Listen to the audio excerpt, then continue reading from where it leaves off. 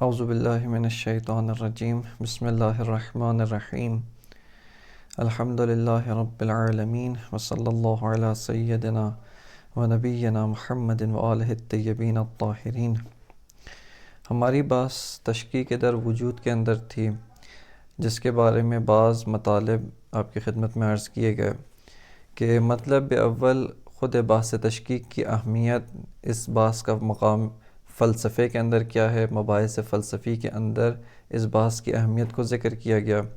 مطلب دوم سوال اصلی در مسئلہ ہے، یعنی یہاں پر جو ہم تشکیک کی بحث کو مطرح کر رہے ہیں تو اس بحث کے اندر فیلسوف کی نگاہ میں سوال اصلی کیا ہے کہ اس کو بھی یہاں پر بیان کیا جا چکا ہے۔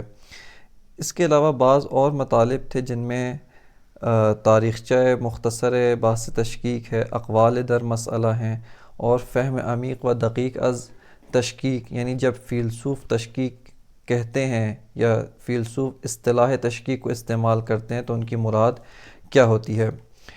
اور اسی کے ذیل میں علامہ طباطبائی رحمۃ اللہ علیہ کی عبارات کی جانب بھی توجہ کی گئی۔ یہاں پہ ہماری بحث پہنچی تھی کہ فیلسوف یا علامہ جب تشکیک در وجود مطرح کرتے ہیں تو تشکیک در وجود سے کیا مراد ہے۔ ایک مرتبہ جیسا کہ تاریخچہ مسئلہ تشکیک کے اندر بھی آپ کی خدمت میں عرض کیا کہ شیخ اشراق جو اس بحث تشکیک کو فلسفے کے اندر انہوں نے استدلالی طور پہ اس بات کیا اور اس بحث کو نور کے اندر جاری کیا، وہ جناب شیخ اشراق تھے۔ وہ جب تشکیک در نور کہتے ہیں، تشکیک در نظام ہستی کہتے ہیں، تو ان کی مراد تشکیک در ماہیت ہے، وہ تشکیک ماہوی کے قائل ہیں، اور بالخصوص ماہیت میں بھی تشکیک در ماہیت نور کہ جس کے اندر خداوند متعال نور الانوار اور اس کے بعد دیگر نور کا جو سلسلہ ہے جو ان کی اپنی تعبیرات اور ان کے اپنے نظام فلسفی کے مطابق وہ مراتب نور کو جو ہے وہ مطرح کرتے ہیں۔ لیکن مبانی صدرہ، مبانی ملا صدرہ کی اساس پر، اور علامہ طباطبائی رحمۃ اللہ علیہ جس کے پیروکار ہیں، اس کی اساس پر یہ ایک تشبیہ ہے، ایک تمثیل ہے تاکہ تشکیک در وجود کو سمجھا جا سکے۔ لہٰذا تشکیک کی درست تصویر سازی کرنے کے لیے تشکیک در نور کو، مراتب مختلف نور کو بطور مثال و بطور تمثیل علامہ نے یہاں پر پیش کیا ہے۔ اس مثال کو پیش کرنے کے بعد علامہ طباطبائی اب ممثل میں آتے ہیں، جو وجود ہے کہ در حقیقت جس ذات، جس حقیقت کے اندر تشکیک جاری ہے، جس کے اندر تشکیک موجود ہے، وہ حقیقت وجود ہے۔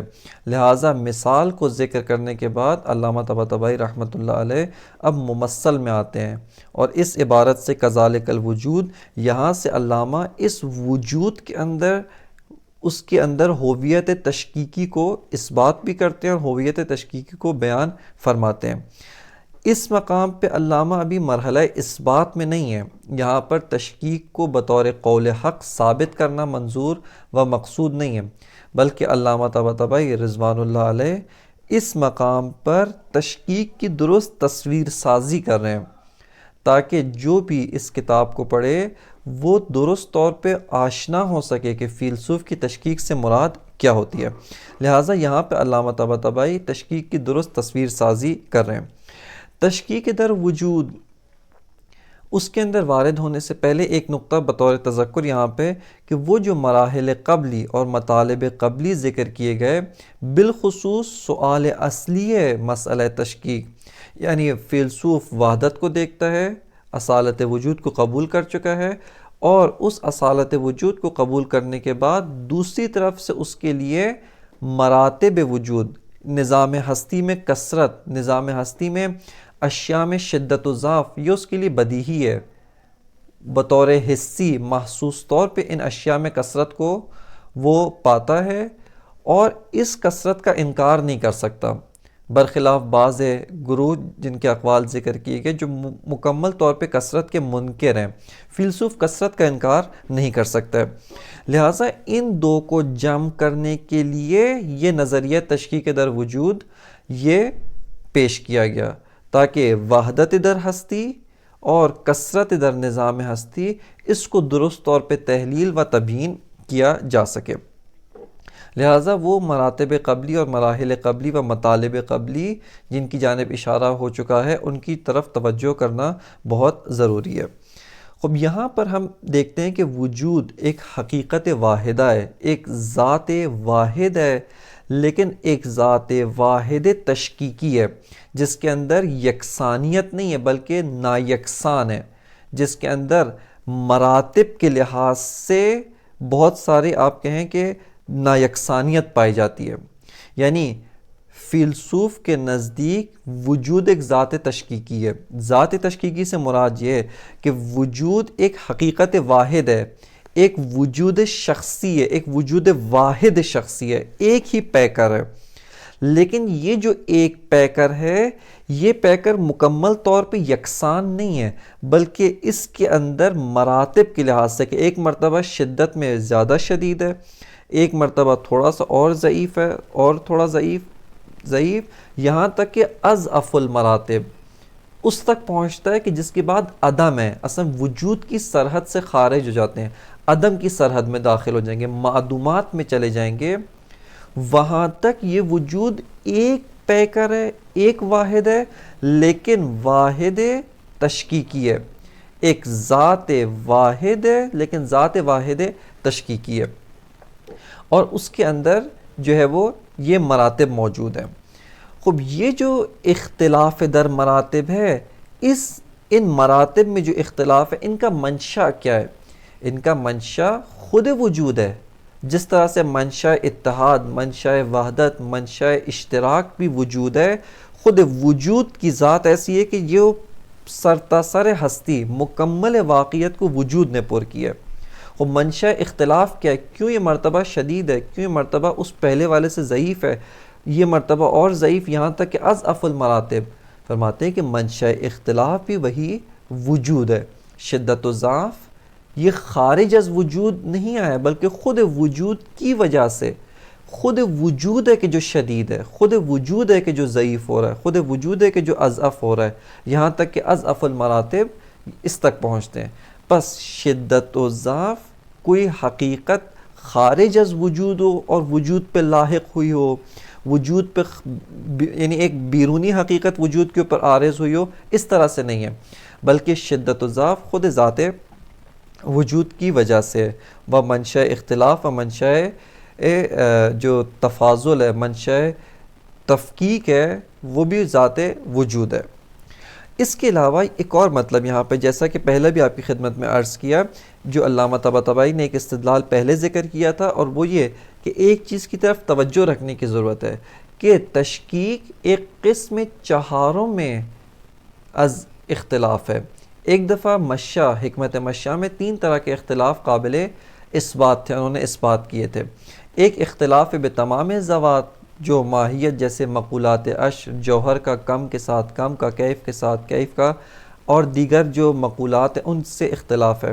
ایک دفعہ اختلاف بعض ذات ہے جو انواع کے درمیان ہوتا ہے کہ جنس میں شریک ہیں لیکن ان کے درمیان اختلاف فصل ہے، فصول ان کی جدا جدا ہیں۔ اور ایک دفعہ اختلاف خارج از ذات ہوتا ہے۔ اور چوتھا اختلاف جس کو شیخ اشراق نے ان تینوں اختلافات سے الگ و ہٹ کے مطرح کیا، وہ اختلاف تشکیکی ہے۔ یہ اختلاف تشکیکی یہ قسم چہاروں میں از اختلاف ہے۔ اختلاف اول، قسم اول کی طرف بھی بازگشت نہیں رکھتا، اس کی طرف بھی نہیں پلٹتا ہے۔ عند التحلیل اختلاف دوم و سوم کی طرف بھی یہ بازگشت نہیں رکھتا۔ لہٰذا اسی کو اس بات کرنے کے لیے علامہ نے پہلے اس مطلب کو ذکر کیا تھا کہ شدت و ضعف خود اصل ذات نور کے اندر داخل نہیں ہے۔ کوئی یہ گمان نہ کرے کہ اصل ذات نور کا جزء مقوم شدت ہے، ایسا نہیں ہے۔ اسی مطلب کو وجود میں جاری کرتے ہیں، فرماتے ہیں کہ جو وجود ہے وہ ایسا نہیں ہے کہ شدت، خود شدت اصل ذات وجود کے اندر داخل ہو، یا ضعف بما ہوا ضعف، وجود کا ضعیف ہونا، کمالات سے خارج ہونا، بعض کمالات کو فاقد ہونا، یہ خود ذات وجود کے اندر دخیل ہے، خود ذات وجود کے اندر اس نے نفوذ کیا ہوا ہے، ذات وجود کے اندر داخل ہوا ہوا ہے، اس طرح سے نہیں ہے۔ پس شدت اور ضعف خارج از حقیقت وجود ہیں۔ اس کے اوپر علامہ طباطبائی رضوان اللہ علیہ ایک استدلال ذکر کرتے ہیں یہاں پر، اور وہ فرماتے ہیں کہ حقیقت وجود اصلاً بسیط ہے، ایک ذات بسیط ہے۔ اس مطلب کی وضاحت کہ حقیقت وجود ایک ذات بسیط ہے، اس کو علامہ طباطبائی فصل سابع کے اندر یہاں پر ذکر کرتے ہیں کہ حقیقت وجود کا کوئی جز نہیں ہے۔ جو احکام سلبی وجود ہیں اس کے اندر حکم پنجم، اس کے اندر علامہ اس کو مفصل طور پہ استدلال کے ساتھ ثابت کریں گے کہ وجود کا کوئی جز نہیں ہے۔ ایسا نہیں ہے کہ حقیقت وجود ایک ذات مرکب ہو، ایک جزء اول جزء دوم، ان دونوں اجزاء کو جب ملایا گیا، ان کو مرکب کیا، ترکیب ملائے تو وجود جو ہے وہ تشکیل پاتا ہے۔ اس طرح سے نہیں ہے، بلکہ حقیقت وجود ایک ذات بسیط ہے۔ اگر آپ یہ کہیں کہ وجود کی ذات میں شدت موجود ہے، خود حقیقت وجود میں، بس وجود کے دو جز ہو جائیں گے۔ ایک جز اس کا تحقق ہے، اصل وجود ہونا ہے جو اس کی ذات ہے، ایک اس کے اندر شدت ہے، اور یہ وجود کے بساطت کے منافی ہے۔ اسی طرح سے اگر ضعف کو جز ذات وجود قرار دیں، یہ بساطت کے مخالف ہے۔ کس جہت سے؟ کیونکہ اس وقت وجود کے دو جز ہو جائیں گے۔ اصل حقیقت وجود دو اجزاء سے تشکیل پاتی ہے، ایک خود ثبوت ہے، تحقق ہے، اس کا تحقق خارجی ہونا، اور ایک جز اس کا ضعف یا شدت ہونا، یہ خود ذات وجود میں داخل ہو رہا ہے۔ جبکہ فرماتے ہیں کہ وجود اس طرح سے نہیں ہے، ایک حقیقت ہے، ایک ذات ہے، اور ذات بسیط ہے کہ جو نہ جزء داخلی رکھتا ہے، اجزاء داخلی رکھتا ہے، اور نہ ہی کوئی خلیط خارجی رکھتا ہے، یعنی خارج سے کوئی شے ذات وجود کے ساتھ مخلوط نہیں ہوتا۔ لہٰذا اس مطلب کی تفصیل اپنے مقام پر مکمل استدلال اور برہان کے ساتھ وہاں پر بیان کریں گے، اگرچہ یہاں پر ایک اس کے ساتھ اختصار کے ساتھ اسی استدلال کو بیان کیا گیا۔ دوسرا مطلب یہاں پہ ہے کہ یہ حقیقت، یہ جو شدت اور ضعف ہے، کیا اس طرح سے کہ خارج از حقیقت وجود یہ شدت و ضعف موجود ہوں اور بعد وجود کے اوپر عارض ہوئے ہیں، جیسے اعراض ہوتے ہیں، اعراض مفارق۔ یہ ایک سیب کو آپ دیکھیں، سیب پہلے سبز ہوتا ہے اور اس کے بعد آہستہ آہستہ پکنے کے نتیجے میں سرخی جو ہے وہ سیب کے اوپر عارض ہوتی ہے، جبکہ یہ سیب پہلے سرخ نہیں تھا، پہلے سبز تھا۔ آیا اس طرح سے کہ یہ وجود پہلے شدید نہیں تھا، شدت بعد میں اس کے اوپر عارض ہوئی ہے، خارج سے شدت اس کے اوپر عارض ہوئی، جیسے اعراض مفارق ہوتے ہیں۔ علامہ فرماتے ہیں کہ شدت و ضعف ایک اور جہت سے دیکھیں تو خارج از حقیقت وجود بھی نہیں ہے۔ کیوں خارج از حقیقت وجود نہیں ہے؟ فرماتے ہیں کہ اصالت وجود اس مطلب کی نفی کرتی ہے۔ آپ نے اصالت وجود کو اس بات کیا، کہا کہ وجود اصیل ہے، حقیقت، واقعیت، تمام کی تمام ہستی وجود میں منحصر ہے۔ جب حقیقت اور واقعیت اور تمام کی تمام ہستی وجود میں منحصر ہے، اس کا لازمہ یہ ہے کہ خارج از حیطہ وجود، خارج از محدود وجود، یعنی وجود کا جو دائرہ ہے، وجود کی جو قلمرو ہے، اس سے خارج جو بھی چیز ہے وہ عدم ہے، وہ معدوم ہے، وہ اصلاً موجود نہیں ہے۔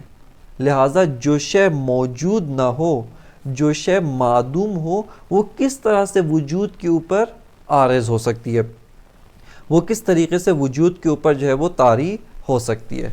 لہٰذا اصالت وجود کی اساس پر تمام کی تمام واقعیت منحصر در وجود ہے، اور وہ اشیاء کہ جو وجود کے ذریعے سے موجود ہیں، وہ خود بخود موجود نہیں، جیسے ماہیات واقعی ہیں، خارجی ہیں، وجود کی جنس سے بھی نہیں ہے، جنس سے وجود سے نہیں ہے، بلکہ ماہیات کا وہ اعتباری ہیں۔ کس معنی میں اعتباری ہیں؟ بالوجود موجود ہے، بالذات موجود نہیں ہے، بلکہ حیثیت تقییدیہ وجود کے ذریعے سے موجود ہے۔ یہاں پہ شبہ پیش نہ ہے کہ علامہ یہاں پہ تناقض گوئی کر رہے ہیں، کیوں تناقض گوئی کر رہے ہیں کہ کس طرح سے ہو سکتا ہے کہ شدت و ضعف نہ داخل در ذات حقیقت الوجود ہیں اور نہ ہی خارج از حقیقت الوجود ہیں؟ یہ تو تناقض ہے، کیونکہ ممکن ہے ایک شے یا داخل حقیقت ذات ہو، داخل در حقیقت الوجود ہو، او لا، جس کو ہم کہتے ہیں قضیہ منفصلہ حقیقیہ، جو نقیضین کے اوپر مشتمل ہوتا ہے کہ یا تو شے اس ذات میں داخل ہے، حقیقت وجود کی ذات میں داخل ہے، یا داخل نہیں ہے۔ خب ایک طرف سے فرماتے ہیں کہ یہ داخل در حقیقت ذات بھی نہیں ہے اور خارج از حقیقت ذات بھی نہیں ہے، بس آپ قائل ہو رہے کہ یہاں پر ارتفاع نقیضین ہے کہ شے نہ تو داخل در حقیقت ذات ہے اور نہ ہی خارج از حقیقت ذات ہے، بس آپ تناقض کے قائل ہو رہے ہیں۔ علامہ فرماتے ہیں کہ یہاں پر تناقض نہیں ہے۔ کیوں؟ چونکہ اساسی طور پہ یہاں پر تناقض ہی نہیں پایا جاتا، یعنی یہ کہ ایک دفعہ ہم جو کہتے ہیں کہ شدت و ضعف داخل در حقیقت وجود نہیں ہے، یعنی جزء حقیقت وجود نہیں ہے، یہ مراد ہے، جزء حقیقت وجود نہیں ہے۔ اس معنی میں دیکھیں کہ جزء حقیقت وجود نہیں ہے، یعنی اس لحاظ سے واقع شدت و ضعف خارج از حقیقت وجود ہے۔ کس معنی میں؟ کہ جزء حقیقت وجود نہیں ہے۔ یہاں دقت کرے، بہت مطلب باریک و ظریف ہے کہ یہ جو شدت و ضعف جس کو ہم کہہ رہے ہیں کہ یہ داخل در حقیقت وجود نہیں ہے، اس معنی میں داخل در حقیقت وجود نہیں ہے کہ جزء وجود نہیں ہے۔ ایسا نہیں ہے کہ وجود کے دو اجزاء ہوں، ذات وجود دو جز رکھتی ہو، ایک جز اس کا خود وجود ہونا ہے، تحقق ہے، ثبوت ہے، اور دوسرا جز اس کا شدت ہے۔ اس جز کے لحاظ سے اور بے معنی جز داخل در حقیقت وجود ہونے کے لحاظ سے نگاہ کریں، یہ شدت و ضعف اس معنی میں خارج از وجود ہے، چونکہ جزء وجود واقعاً جزء وجود نہیں ہے۔ پس اس معنی میں کہ حقیقت وجود شدت و ضعف اس کا جز نہیں ہے، اس معنی میں شدت و ضعف داخل در حقیقت وجود نہیں ہے۔ لیکن جب ہم یہ کہتے ہیں کہ حقیقت وجود خارج از وہ ہے، یعنی یہ جو شدت و ضعف خارج از وجود بھی نہیں ہے، اس معنی میں کہ ایسا نہیں ہے کہ عرض مفارق کی طرح ہو کہ پہلے یہ شے، یہ وجود شدت نہیں رکھتا تھا، شدید نہیں تھا، بعد میں خارج سے شدت اس کے اوپر عارض ہوئی ہے۔ کیوں؟ چونکہ جو بھی شے ہیتا ہے وجود سے خارج ہے، اساسی طور پہ معدوم ہے، لہٰذا اصلاً موجود نہیں ہے۔ پس جب ہم یہ کہہ رہے ہیں کہ یہ شدت و ضعف خارج از ہیتا وجود نہیں ہے، اس کا معنی یہ ہے کہ خود یہ شدت و ضعف عرض مفارق کی طرح باہر سے وجود کے اوپر عارض نہیں ہوتا۔ یہ ایک مطلب یہاں پر۔ پس ایک نگاہ سے ہم نے دیکھا حقیقت وجود شدت و ضعف سے مغایر ہے، یعنی شدت و ضعف جزء حقیقت الوجود نہیں ہے، مقوم حقیقت وجود نہیں ہے۔ ایک اور جہت سے علامہ فرماتے ہیں لیکن یہ جو شدت و ضعف ہے، جو ہم نے کہا وجود ذو مراتب ہے، مراتب رکھتا ہے، بعض مراتب شدید ہیں، بعض مراتب ضعیف ہیں۔ خود مرتبہ وجود، ایک دفعہ ہم کل حقیقت وجود، مکمل جو وجود کا پیکر ہے، مکمل جو وجود یعنی شدید ترین مرتبے سے لے کے ضعیف ترین مرتبے تک، یہ جو ایک واحد شخصی ہے، اس کو ایک مرتبہ ہم مکمل نگاہ کرتے ہیں حقیقت وجود کے لحاظ سے، مراتب سے صرف نظر کر کے اس حقیقت وجود کے اندر شدت و ضعف نہ اس کا جز ہے اور نہ ہی اس سے خارج ہے۔ خوب اب آتے ہیں مرتبے کی نسبت دیکھتے ہیں کہ یہ جو شدت اور ضعف ہے اس مرتبے کے ساتھ اس کی کیا نسبت ہے۔ فرماتے ہیں کہ یہ جو شدت اور ضعف ہے یہ مقوم مرتبہ ہے، جزء مرتبہ ہے، یعنی اس شدت اور ضعف کو آپ ایک معنی میں جزء مرتبہ کہہ سکتے ہیں، اگرچہ جزء حقیقت الوجود نہیں ہے، لیکن ایک معنی میں، جس معنی کو علامہ بیان کرتے ہیں خود، ایک معنی میں آپ اس کو مقوم مرتبہ کہہ سکتے ہیں، ایک معنی میں آپ اس کو جزء مرتبہ کہہ سکتے ہیں، لیکن واقعیت کے لحاظ سے خود حقیقت الوجود اس کے لحاظ سے نہ اس کا جز ہے نہ اس کا مقوم ہے، لیکن مرتبہ وجود اس کا یہ مقوم بھی ہے، اس کا یہ جز بھی ہے، ایک خاص معنی میں. کہ ایک اگلی بات اسی کے مناسب ہم نے یہاں پر ایک موضوع کیا کہ خود حقیقت الوجود کا اس مرتبہ وجود کے ساتھ کیا تعلق ہے، اس حقیقت وجود کا اس مرتبہ وجود کے ساتھ کیا نسبت ہے، ان میں آپس میں کیا تعلق ہے. علامہ فرماتے ہیں کہ یہ جو شدت و ضعف ہے اگرچہ خارج از حقیقت الوجود ہے لیکن خود اس مرتبے کا مقوم ہے. مقوم ہے یہاں پر ایک مطلب جس کی جانب توجہ رکھنے کی ضرورت ہے، اور وہ اصطلاح تقوم یا اصطلاح مقومیت ہے. کہ خود اصطلاح مقوم فلسفے کے اندر چند معانی رکھتا ہے جن معانی میں بظاہر آپس میں کوئی اشتراک موجود نہیں ہے، یعنی یہ معانی آپس میں مشترک لفظی ہیں. ایک معنی ان میں سے یہاں پر علامہ استعمال کر رہے ہیں. ایک معنی انشاءاللہ جب مرحلہ خامس کے اندر جہاں پر ماہیت کی بحث آئے گی وہاں پر کہیں گے کہ جنس اور فصل جو نوع کو تشکیل دیتے ہیں، یعنی ایک نوع مرکب حقیقی ماہیت تامہ نوعیہ جو نوع حقیقی ہے نہ کہ نوع اضافی، وہ جنس اور فصل سے تشکیل پاتی ہے. فصل کا کردار کیا ہوتا ہے؟ فصل اس نوع کی نسبت مقوم ہے، اس فصل کے لیے مقوم ہوتی ہے. یہ ایک اصطلاح ہے. ایک اصطلاح علل مقوام، علل قوام در مقابل علل وجود یا علت وجود کے مقابل میں علل قوام، وہاں پر ان دونوں کو مقوم کہا جاتا ہے. اس کے علاوہ دیگر اصطلاحات ہیں کہ جا بجا ان کی جانب تذکر دیا جائے گا. ان میں سے ایک اصطلاح جس کو یہاں پہ علامہ استعمال کر رہے ہیں وہ یہ ہے کہ یہ جو خصوصیات ہیں، یہ جو خصوصیت ہر مرتبے کی خصوصیت ہے، یہ خود اسی مرتبے کا مقوم ہے. کس معنی میں مقوم ہے؟ علامہ فرماتے ہیں یعنی ما لیس بخارج منہا، یعنی بے معنی ما لیس بخارج منہا، کہ خود یہ خصوصیت اس مرتبے سے خارج نہیں ہے. یہاں پہ اگر آپ تھوڑی سی دقت کریں، ہم لیتے ہیں کہ ایک وجود ہے، ایک واحد شخصی وجود ہے کہ جو مثال کے طور پہ دو مرتبے رکھتا ہے. فرضاً فی الحال سمجھنے کے لیے کہتے ہیں کہ دو مرتبے رکھتا ہے. ایک مرتبہ اس کا مرتبہ شدید ہے، دوسرا مرتبہ مرتبہ ضعیف ہے. اب ہم آ کر دیکھتے ہیں ایک مرتبہ یہ دونوں، ہم ان دونوں مراتب کو اس لحاظ سے نہیں دیکھ رہے کہ شدید اور ضعیف، بلکہ حقیقت وجود. دونوں مراتب وجود ہیں، دونوں میں حقیقت و ذات وجود موجود ہے، لہٰذا اس لحاظ سے ان میں کوئی فرق نہیں ہے. لیکن ایک دفعہ ہم دیکھ رہے ہیں کہ مرتبہ شدید و مرتبہ ضعیف. خوب یہ جو مرتبہ شدید ہے خود اس مرتبے کے اندر دو چیزیں ہیں، یعنی یہاں پہ مرتبہ غیر از حقیقت وجود، یعنی غیر سے مراد ایک مغایرت ظریف، کہ اصل حقیقت وجود کے اندر نہ شدت داخل ہے، اس کا جز ہے، نہ اضاف داخل ہے. لیکن یہ جو خصوصیت شدت و ضعف ہے یہ خارج از مرتبہ نہیں ہے، بلکہ اس مرتبہ وجود کا جز ہے. کس طرح کا جز ہے؟ نہ دو جزء اصیل، دو جزء اصلی، اس طرح سے نہیں ہے ایک جز اس کا وجود ہو ایک جز اس کا شدت ہو، یوں نہیں ہے.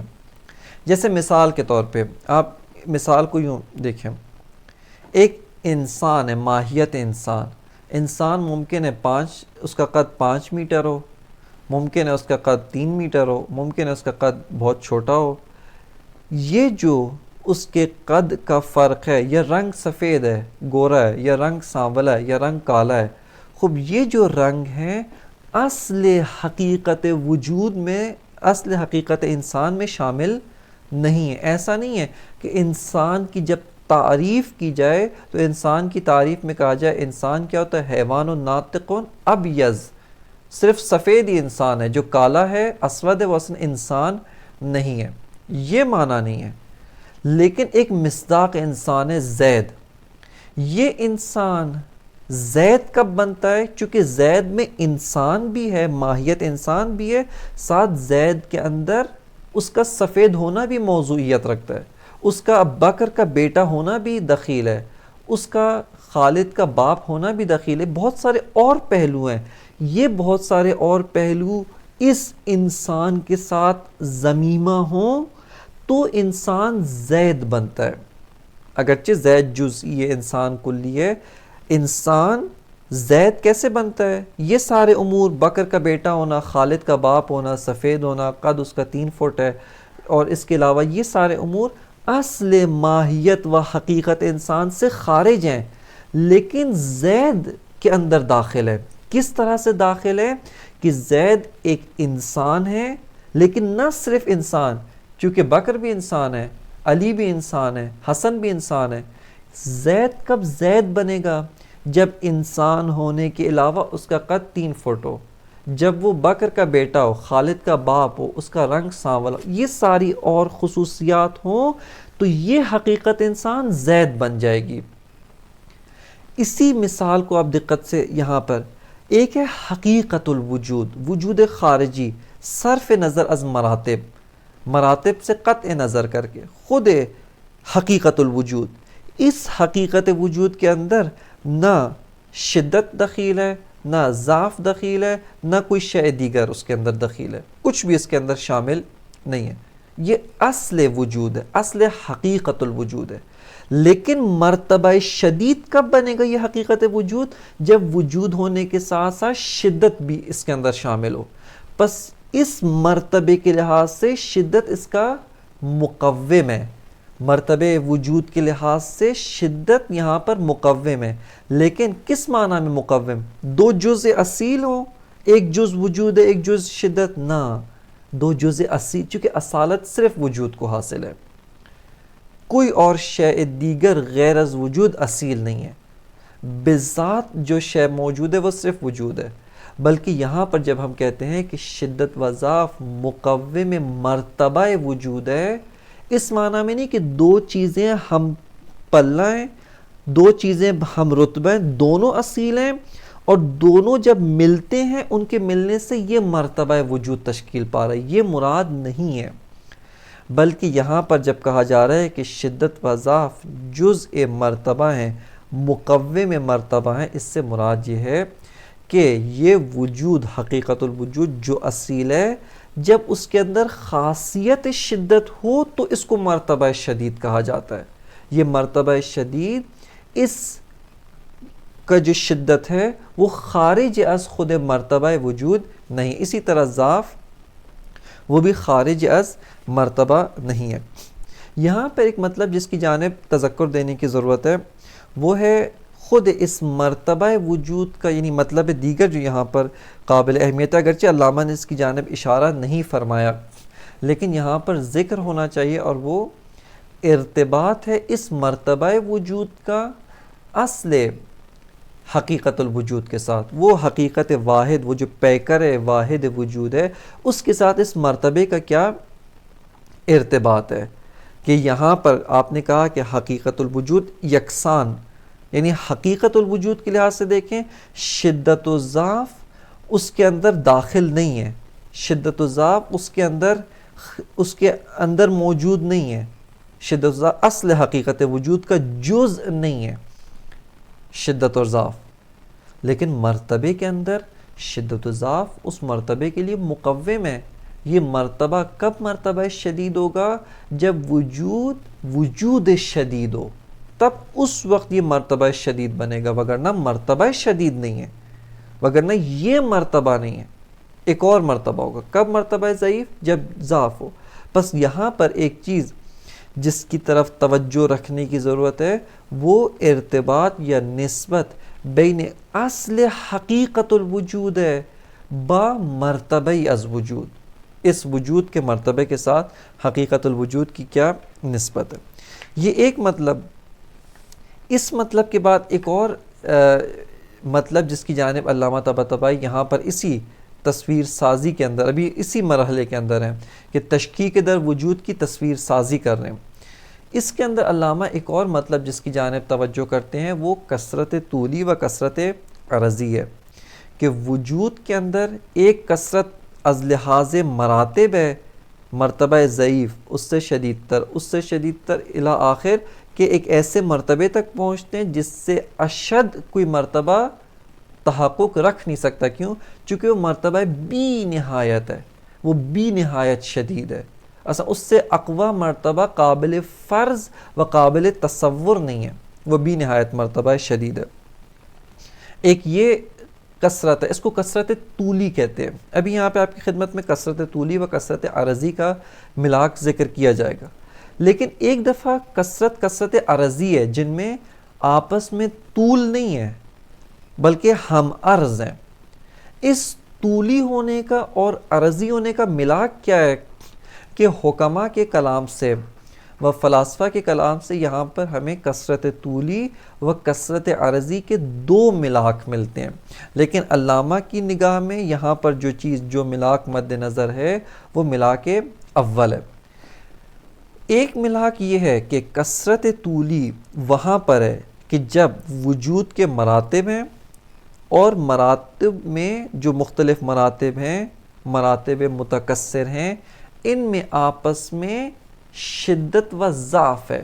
ایک مرتبہ شدید ہے، ایک اس سے شدید، ایک اس سے شدید، اور ان میں آپس میں اختلاف شدت و ضعف کے علاوہ ایک دوسرے کی نسبت علت و معلول ہے. یعنی جو مرتبہ شدید ہے وہ اپنے سے مادون، اپنے سے ماتحت مرتبہ جو اس سے ضعیف ہے اس کی علت ہے. یہ مرتبہ اپنے سے مادون مرتبہ دیگر کی و الی آخر، یہاں تک کہ ایک ایسا مرتبہ ہے جو ضعیف ترین مرتبہ ہے، وہ صرف معلول محض ہے، وہ صرف معلول ہے، علت نہیں ہے. بقیہ مراتب اس کی علت ہے. اور بالا، سمت بالا جب ہم جاتے ہیں اوپر کی طرف، تو وہاں پر ایک ایسا مرتبہ ہے جو مرتبہ شدید تر ہے، یعنی اشد المراتب ہے، جو علت ہے، علت العلل ہے، خود معلول نہیں ہے. بس یہاں پر ان مراتب میں اگرچہ ایک دوسرے کے ساتھ شدت و ضعف کا اختلاف ہے، اور اس کے ساتھ ساتھ علیت و معلولیت بھی ہو، اس کثرت کو کثرت طولی کہا جاتا ہے ملاک اول کی اساس پہ. بس ملاک اول میں کثرت طولی کے دو ارکان ہیں کہ مراتب میں شدت و ضعف ہو از لحاظ وجود، ایک وجود شدید، دوسرا وجود ضعیف ہے. دوسری جہت اس میں یہ ہے کہ ان مراتب میں آپس میں ارتباط علت و معلول ہو، تو یہاں پہ کثرت طولی تشکیل پاتی ہے. اور علامہ طباطبائی یہاں پر اسی کثرت کی طرف ناظر ہے. اس کے مقابلے میں اس ملاک اول کے اساس پہ کثرت عرضی کیا ہوگی؟ کثرت عرضی یہ کہ جہاں پر آپس میں مراتب میں علیت اور معلولیت نہ ہو، ایک دوسرے کی علت معلول نہیں، اگرچہ درجہ وجودی کے لحاظ سے ایک ممکن ہے قوی ہو، دوسرا ضعیف ہو، ایک 10 درجے کا وجود ہے، دوسرا 20 درجے کا وجود ہے، لیکن یہ جو 20 درجے کا وجود ہے اس 10 درجے کے وجود کی نسبت علت اور معلول نہیں ہے. جیسے مثال کے طور پہ یہ کتاب ہے، یہ میز ہے، یہ انسان ہے، اور ایک مثال کے طور پہ حیوان لیں. حیوان سے مراد یعنی جیسے مثال کے طور پہ کوئی بھی حیوان، گھوڑا ہے، اسب ہے، کوئی از لحاظ مرتبہ وجودی حیوان پودے سے قوی تر ہے. کیوں؟ چونکہ پودا صرف نامی ہے، نموف کرتا ہے، نبات ہے، لیکن حیوان میں نموف کے علاوہ حرکت بھی ہے. انسان از لحاظ شدت وجودی ان دونوں سے قوی تر ہے. کیوں؟ چونکہ نموف کے علاوہ اور حرکت بالارادہ کے علاوہ انسان کے اندر وہ نطق کی صلاحیت ہے، ادراک کلیات کی صلاحیت ہے، نفس ناطقہ قوی ہے. لیکن انسان میں اس گھوڑے کی علت نہیں ہوں، میں نے گھوڑے کو ایجاد نہیں کیا، میں مثال کے طور پہ اس پودے کی علت نہیں ہوں، اس پودے کو میں نے خلق و ایجاد نہیں کیا، لیکن مراتب موجود ہیں. یہاں پر اس کو کثرت عرضی کہا جائے گا. کیوں کثرت عرضی کہا جائے گا؟ اس بنا پہ کثرت عرضی ہے کیونکہ یہاں پر مراتب میں اگرچہ اختلاف ہے، شدت و ضعف موجود ہے، لیکن علیت و معلولیت نہیں ہے، علت و معلول نہیں ہے. لہٰذا یہ مراتب عرضی ہیں. یہ کثرت عرضی ہے.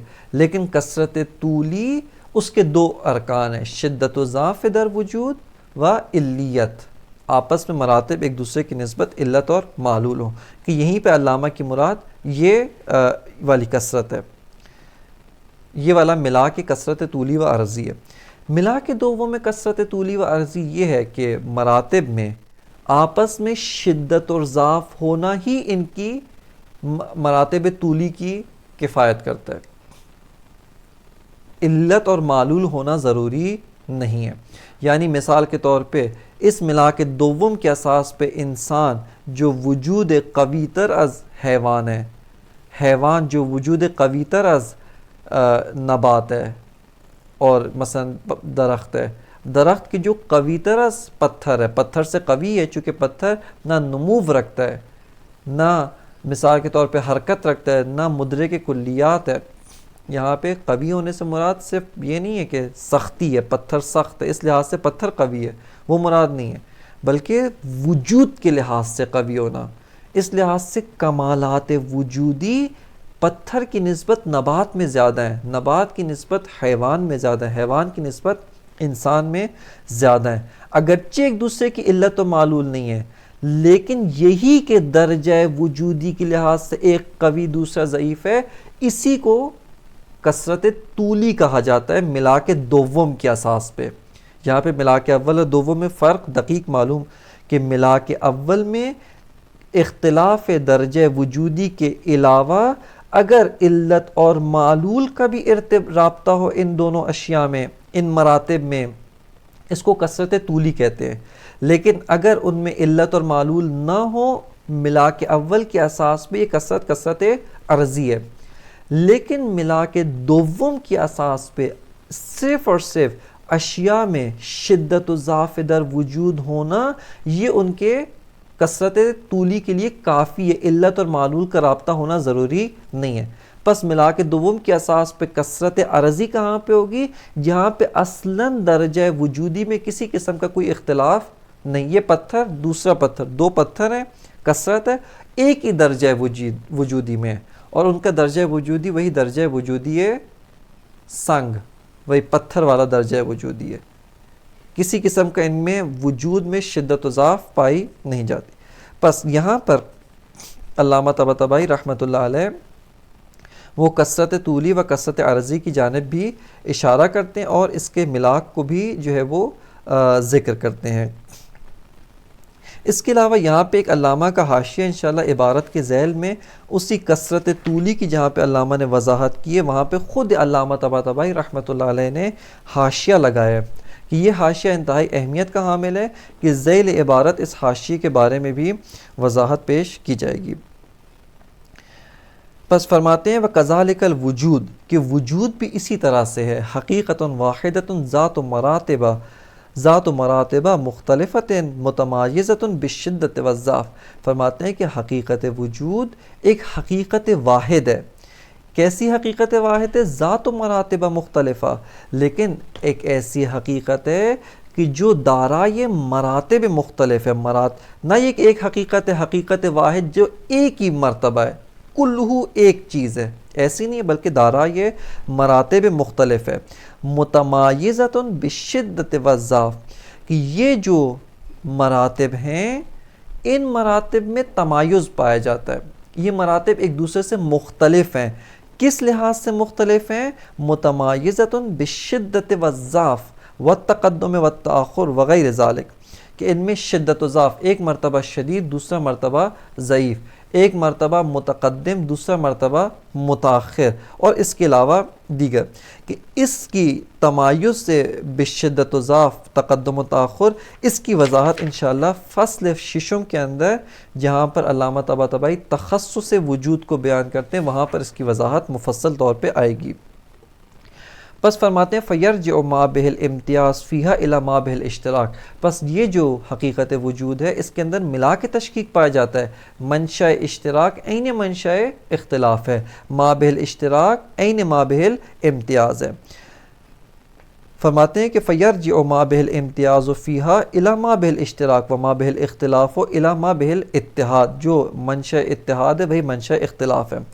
فلیست خصوصیت الشیء من المراتب جزءا مقوما للوجود لبساطتی، فرماتے ہیں کہ یہ جو مراتب ہیں، ان مراتب میں سے ہر مرتبہ اس کی جو خصوصیت ہے، جو خاصیت ہے اس کی شدید ہونا، یہ شدت جزء مقوم اصل حقیقت وجود نہیں ہے، یہ جزء مقوم حقیقت وجود نہیں ہے۔ یہیں سے آپ اندازہ لگائیں، مقوم یہاں پر دو معنی میں، ایک معنی ہے مقوم جزء داخلی ہونا، اس لحاظ سے دیکھیں تو شدت جزء داخلی حقیقت وجود نہیں ہے۔ کیوں نہیں ہے؟ دلیل کیا فرماتے ہیں لبساطتی ہی، وجود بسیط ہے، دو جز سے تشکیل نہیں پایا۔ فرماتے ہیں لبساطتی ہی کما سیجیو، کہ اس کی جو تبیین و استدلال مفصل ہے وہ فصل سابق کے اندر آئے گا۔ لبساطتی ہی کما سیجیو، یہ ایک مطلب کہ ان جو مراتب کی جو خصوصیت ہے وہ اصل وجود کا مقوم نہیں ہے۔ خوب، آیا خارج از وجود ہے؟ فرماتے نہ خارج از وجود بھی نہیں ہے، ولا امرا خارجا عنہ، نہ ہی ایک امر خارج از حقیقت وجود بھی نہیں ہے۔ کیوں؟ فرماتے لأن اصالت الوجود تبطل ما هو غیرہ الخارج عنہ، فرماتے ہیں کہ اصالت وجود کی اساس پر اصالت وجود باطل کرتی، ابطال کرتی ہے۔ لأن اصالت الوجود تبطل ما هو غیرہ الخارج عنہ، جو خارج از وجود ہے وہ اساساً باطل الذات ہے، وہ اساساً موجود نہیں ہے، معدوم ہے، چونکہ جو بھی چیز موجود ہے وہ خود وجود ہے جو بالذات موجود ہے یا بالوجود موجود ہے، خارج از حیطہ وجود جو ہے وہ معدوم ہے، ایسا موجود نہیں ہے۔ پس یہ جو خصوصیات مرتبہ ہیں یہ خارج از حقیقت وجود بھی نہیں ہے۔ یہ نسبت علامہ نے بیان فرمائی کہ خصوصیت الشیء من المراتب کی جو خصوصیات ہیں اس کی نسبت اصل حقیقت وجود کے ساتھ کیا ہے۔ اب فرماتے ہیں کہ یہ جو خاصیت ہے، خصوصیت ہے، اس مرتبے کی نسبت اس کا کیا تعلق ہے، اس کے ساتھ کیا نسبت ہے؟ فرماتے ہیں بل الخصوصیت فی کل مرتبۃ مقومۃ لنفس المرتبۃ بمعنی ما لیس بخارج منہا، فرماتے ہیں کہ ہر مرتبے کی جو خاصیت ہے، یہ جو مرتبہ شدید ہے اس کی شدت، مرتبہ ضعیف کا ضعف، یہ جو اسی مرتبے کی خاصیت ہے یہ خود اس مرتبے کی نسبت مقوم ہے، لیکن ہوشیار کس معنی میں مقوم ہے؟ نہ جزء مقوم ہے، اس معنی میں نہیں، بلکہ مقومۃ لنفس المرتبۃ بمعنی، کس معنی میں؟ ما لیس بخارج منہا، کہ یہ جو شدت ہے یہ اس مرتبہ شدید سے خارج نہیں ہے بلکہ خود ہی اسی مرتبہ شدید میں ہی شدت ہے، خارج از مرتبہ شدید نہیں ہے۔ بس فرماتے ہیں بل الخصوصیت فی کل مرتبۃ مقومۃ لنفس المرتبۃ، یہ خود اسی مرتبے کا مقوم ہے، کس معنی میں مقوم ہے؟ بمعنی ما لیس بخارج منہا۔ وَلَهَا كَثْرَةٌ طُولِيَّةٌ بِاعْتِبَارِ الْمَرَاتِبِ الْمُخْتَلِفَةِ، علامہ فرماتے ہیں کہ وجود، اب یہاں پہ آتے ہیں وجود کے لیے کثرت طولی و کثرت عرضی، اس کو تصویر کرتے ہیں، اس کو تبیین کرتے ہیں۔ فرماتے ہیں وَلَهَا كَثْرَةٌ طُولِيَّةٌ، اس وجود کے لیے کثرت طولی ہے، کس لحاظ سے؟ باعتبار المراتب المختلفة الآخذۃ من اضعف المراتب وہی التي لا فعلیت لها الا عدم الفعلیت وہی المادۃ الاولی، کہ وجود کے لیے کثرت طولی ہے، کس لحاظ سے؟ کہ وجود ایک حقیقت ہے کہ جو مراتب مختلف، جن مراتب میں شدت اور ضعف کا فاصلہ ہے، جن مراتب میں آپس میں شدت اور ضعف پایا جاتا ہے، یہ جو مراتب مختلف ہیں، مراتب شدید، کہ ان میں سب سے جو ضعیف ترین مرتبہ ہے وہ کہاں سے شروع ہوتا ہے؟ وہ مادہ اولا، جس مادہ اولا کے اندر صرف قابلیت ہی قابلیت ہے، ضعیف ترین مرتبہ ہے، کوئی فعلیت موجود نہیں ہے، کہ یہ ساری اصطلاحات آہستہ آہستہ واضح ہوں گی۔ صرف اس جو ضعیف ترین مرتبہ ہے اس کا عدم کے ساتھ فاصلہ کیا ہے؟ جو شے معدوم ہے، موجود نہیں ہے، اس میں بھی کمالات بالفعل نہیں ہے، جو قوہ ہے، مادہ اولا ہے، حیولہ اولا ہے، اس کے اندر بھی کمالات بالفعل موجود نہیں ہیں۔ فرق کس چیز کا ہے؟ اس کے اندر کمالات کو حاصل کرنے کی قابلیت و استعداد موجود ہے، لیکن جو شے معدوم ہے اصلاً اس میں نہ قابلیت نہ استعداد، اصلاً کچھ بھی موجود نہیں ہے، لیکن اس کے اندر اگرچہ ابھی بالفعل کوئی بھی کمال موجود نہیں ہے، یہ بالفعل علم نہیں رکھتا لیکن علم حاصل کر سکتا ہے، برخلاف اس چیز کے کہ جو معدوم ہے، اصلاً نہ ابھی بالفعل علم رکھتا ہے اور نہ ہی علم حاصل کر سکتا ہے۔ لہٰذا فرماتے ہیں کہ الآخذۃ من اضعف المراتب، جو شروع ہوتا ہے کہاں سے؟ ضعیف ترین مراتب سے، اور وہ ضعیف ترین مرتبہ کون سا ہے؟ وہی التی لا فعلیت لها الا عدم الفعلیت، اس کے اندر کوئی فعلیت نہیں ہے، صرف ایک فعلیت، اور کیا کہ قابلیت رکھتا ہے، بالقوہ ہے، قابلیت بالفعل رکھتا ہے، یعنی یہ جو قابلیت ہے یہ قابلیت بالفعل ہے، اس کے علاوہ کوئی فعلیت موجود نہیں ہے۔ وہی المادۃ الاولی الواقعۃ فی افق العدم، فرماتے ہیں کہ جو مادہ اولا ہے یہ سرحد عدم پہ واقع ہے، یعنی اس مادہ اولا سے اگر اس کی قابلیت کو بھی سلب کر لیں اصلا معدوم ہے، اس کا عدم کے ساتھ کوئی فرق نہیں۔ فرق کس چیز میں ہے کہ معدوم عدم کبھی بھی بالقوہ بھی بالفعل نہیں ہو سکتا، یہ بالقوہ ہے کہ جو بالفعل ہو سکتا ہے۔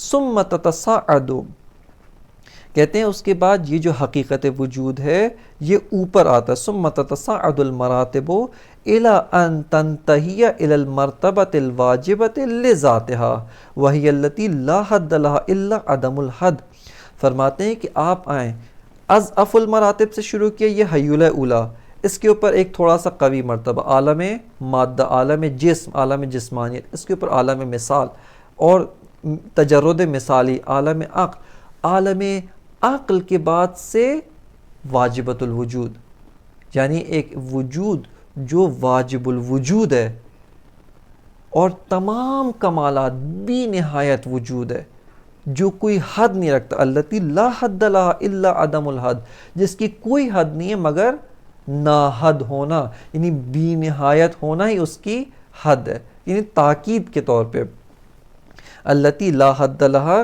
الا عدم الحد۔ یہاں پر تتصاعدوں کے اوپر علامہ طباطبائی نے حاشیہ نمبر، ہماری کتاب کے مطابق حاشیہ نمبر 4، البتہ یہاں پر بعض نسخوں کے مطابق، بعض جو نسخے ہیں بدایہ کے ان میں یہ حاشیہ حذف ہوا ہوا ہے جو کہ درست نہیں ہے، یہ خود علامہ طباطبائی نے اسی متن کے اوپر خود اپنا حاشیہ جو کہ آگے میں منہ رحمہ اللہ تعالی، یعنی خود مرحوم مصنف ان کا اپنا حاشیہ، لہٰذا انتہائی اہمیت کا حامل ہے اور اس کو یہاں پر ہم اس کی جانب توجہ کرتے ہیں۔ توضیح ہو، علامہ فرماتے ہیں کہ یہ جو مراتب ہیں اسی کے علامہ تفسیر اور اسی کی وضاحت فرما رہے ہیں۔ توضیح ہو، فرماتے ہیں کہ ان اذا اعتبرنا مراتب هذه الحقیقت آخذۃ من اضعف المراتب كانت المرتبۃ الثانیۃ التي فوقها اشد منها واقوى، فرماتے ہیں کہ انہی مراتب وجود، آپ نے کہا وجود ایک حقیقت ہے، ایک ذات مراتب، یہ مراتب ان کا مطالعہ کرنا شروع کرے، کہاں سے شروع کریں؟ اضعف المراتب، یعنی ہم یہ جو ضعیف ترین مرتبہ، یہ جو حیولہ اولا ہے، یہی جو مادہ اولا ہے، اس کا مطالعہ کرنا شروع کرتے، ضعیف ترین مرتبہ ہے جو کوئی فعلیت نہیں رکھتا مگر یہ کہ قابلیت اس کے اندر بالفعل ہے، اس کا عدم کے ساتھ اور معدوم کے ساتھ فرق یہ کہ معدومات جو ہیں اصلاً قابلیت بھی نہیں رکھتے لیکن یہ قابلیت رکھتا ہے، فرماتے ہیں کہ اس کا آپ مرتبہ مطالعہ کریں۔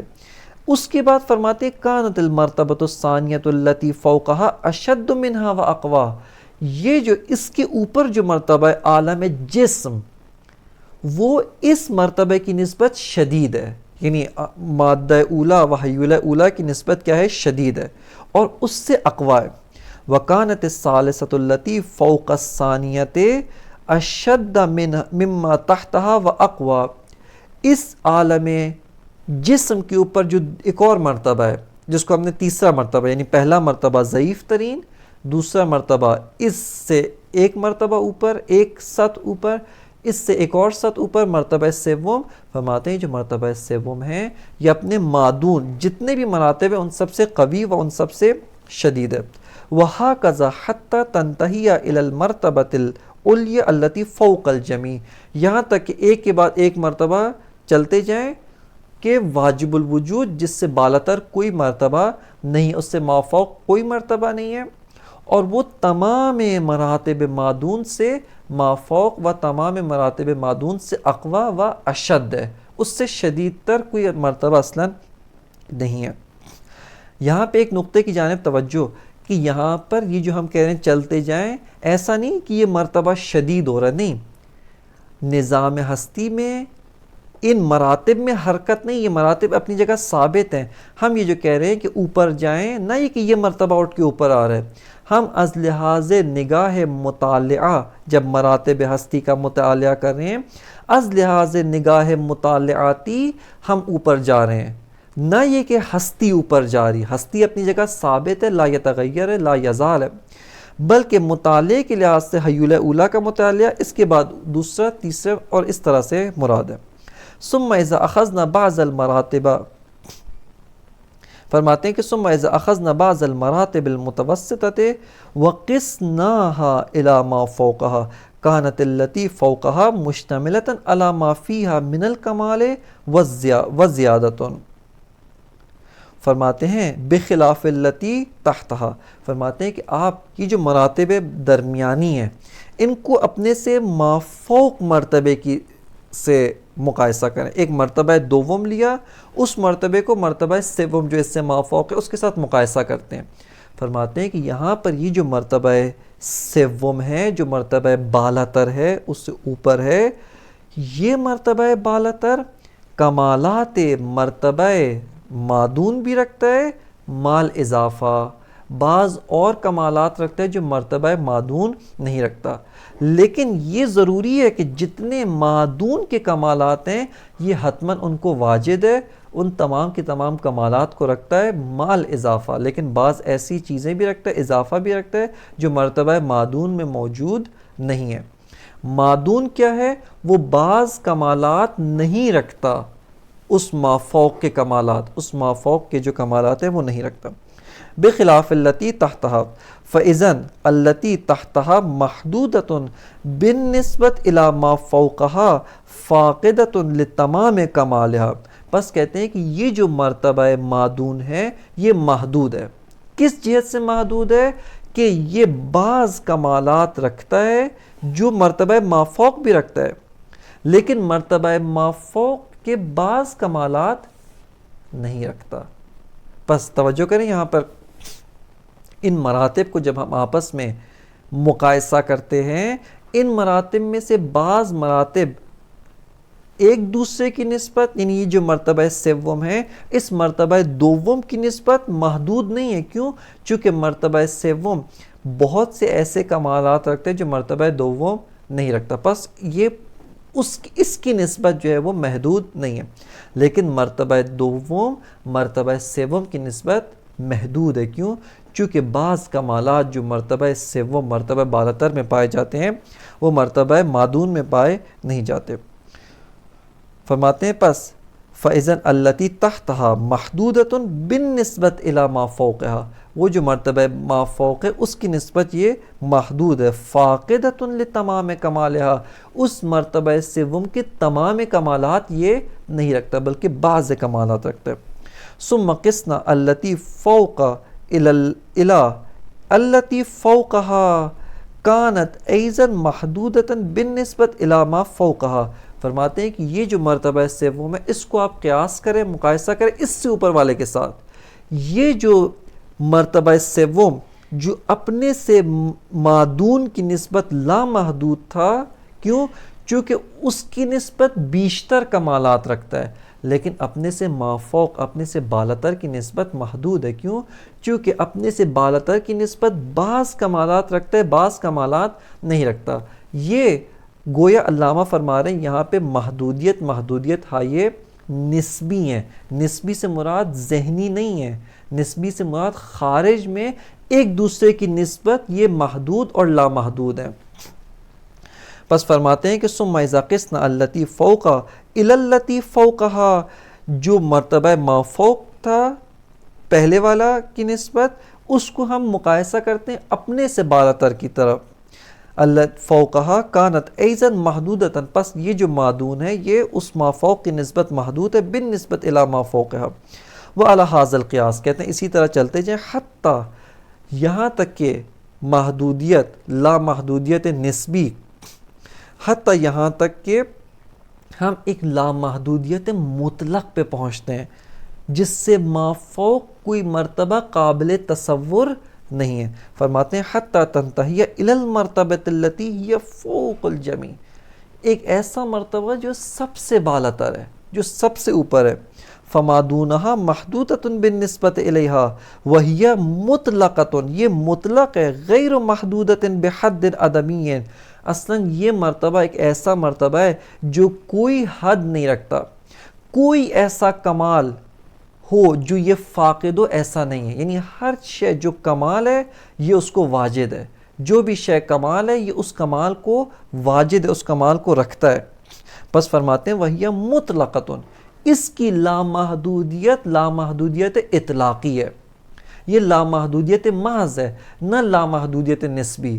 چونکہ اس سے مادون جو مرتبہ ہے وہ اس کی نسبت محدود ہے، لیکن یہ جو مرتبہ بی نہایت ہے اس سے ما فوق کوئی مرتبہ نہیں ہے جس کی نسبت یہ محدود ہو. پس فرماتے ہیں وہی یہ جو ہے مطلقۃ غیر محدودۃ بحد عدمی، کوئی حد عدمی نہیں رکھتا. وَإِن شِئْتَ فَقُلْ، اگر آپ چاہیں تو یوں تعبیر کریں حدها انہ لا حد لہ، اس کی حد کیا ہے؟ یہی کہ اس کا بی نہایت ہونا، اس کا لامحدود ہونا ہی اس کی حد ہے. وَأَمَّا الْمَرْتَبَةُ الَّتِي تَحْتَ الْجَمِيعِ فَفِيهَا كُلُّ حَدٍّ عَدَمِيٍّ، جو آخری مرتبہ ہے اضعف المراتب، جہاں سے ہم نے مطالعہ شروع کیا. علامہ فرماتے ہیں کہ یہ جو مرتبہ ہے جو تحت جمی ہے، جس سے معدون کوئی اور مرتبہ نہیں ہے، اس سے معدون کے عدم ہے، اصلا معدوم ہے، کچھ بھی نہیں ہے. فرماتے ہیں وَأَمَّا الْمَرْتَبَةُ الَّتِي تَحْتَ الْجَمِيعِ فَفِيهَا كُلُّ حَدٍّ عَدَمِيٍّ، اس میں تمام کے تمام نقائص بالفعل ہے، صرف ایک کمال موجود ہے اور وہ قابلیت ہے. کوئی کمال بالفعل موجود نہیں ہے، بلکہ ایک کمال، ایک فعلیت موجود ہے، اور وہ فعلیت کیا ہے کہ اس کے اندر کوئی فعلیت بالفعل موجود نہیں ہے. فَفِيهَا كُلُّ حَدٍّ عَدَمِيٍّ وَلَيْسَ لَهَا مِنَ الْكَمَالِ إِلَّا أَنَّهَا تَقْبَلُ الْكَمَالِ، صرف ایک کمال موجود ہے اور وہ یہ کمال قبول کر سکتا ہے، یہ بالقوہ ہے، بالفعل ہو سکتا ہے. وَهِيَ الْحَيُّ الْأُولَى مِنْهُ رَحِمَهُ اللَّهُ، کہ یہ فرماتے ہیں یہ ایک تھا کثرت طولی، وَلَهَا كَثْرَةٌ عَرَضِيَّةٌ، یہ پیراگراف مکمل کریں. وَلَهَا كَثْرَةٌ عَرَضِيَّةٌ، فرماتے ہیں اس کے لیے کثرت عرضی ہے باعتبار تخصصها بالماہیات المختلفة التي هي مسار الکثرت. فرماتے ہیں کہ اس وجود کے لیے، حقیقت وجود کے لیے کیا ہے؟ کثرت عرضی ہے. یہ جو کثرت عرضی ہے یہ کس وجہ سے ہے؟ ماہیات کی وجہ سے. کہ اس کثرت عرضی کی جو تبیین ہے یہ بھی انشاءاللہ فصل ششم کے اندر جہاں پہ تخصص وجود بالماہیات ہے اس کے ذیل میں علامہ طباطبائی تفصیل کے ساتھ وہاں بیان کریں گے. حق کے مطلب انشاءاللہ وہیں پر بیان کیا جائے گا. بس فرماتے ہیں وَلَهَا كَثْرَةٌ عَرَضِيَّةٌ، حقیقت الوجود میں کثرت عرضی بھی ہے. کس لحاظ سے؟ باعتبار تخصصها بالماہیات المختلفة التي هي مسار الکثرت، ان ماہیات کے ذریعے سے کہ جو ماہیات کیا ہیں؟ اولاً و بالذات یہ ماہیات مسار کثرت ہیں، اولاً و بالذات منات کثرت، ملا کے کثرت عرضی یہ ماہیات ہیں. وصلی اللہ علی سیدنا و نبینا محمد و آلہ الطیبین الطاہرین.